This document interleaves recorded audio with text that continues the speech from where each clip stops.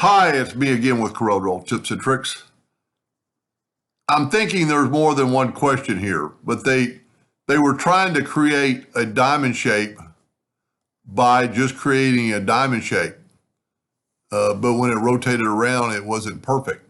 Well, you can make it perfect and pretty easily. So we're just going to do it. I just got through doing it.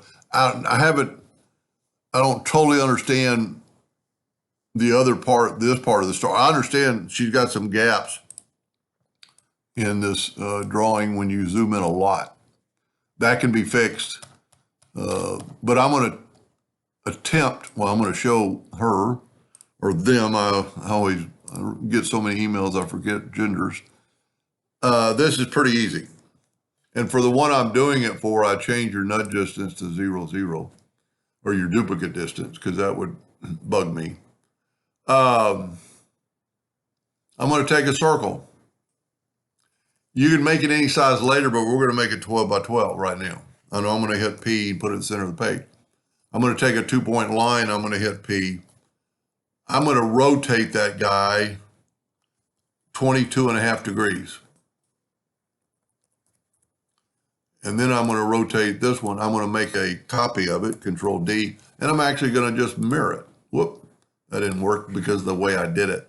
So I'm going to rotate it a negative 22.5 degrees. So I basically have a 45-degree shape. Now I'm going to take another ellipse.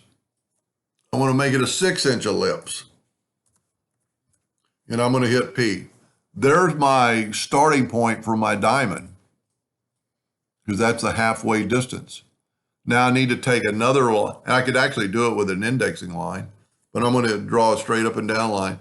So there's my diamond shape guidelines.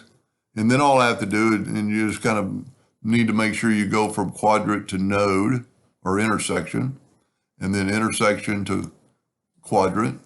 Then just take, and that diamond shape will be perfect. Now I'm going to set her nudge factor a little higher, like 5 inches. I'm going to fill that in with blue, and I'm going to move it over twice, because I'm just going to get rid of these lines, and I'm going to move these over twice. Now they use the transformation docker, so I'm going to use it.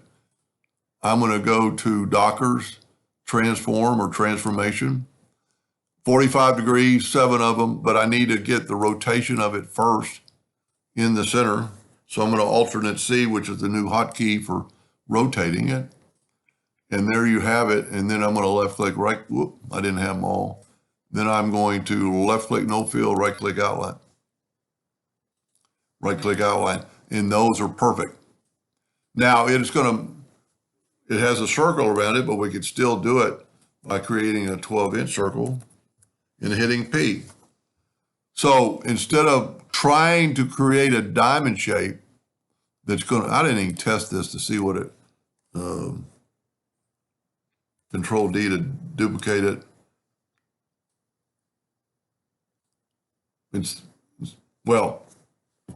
See, this has already been rotated. And here's a good little tidbit of information.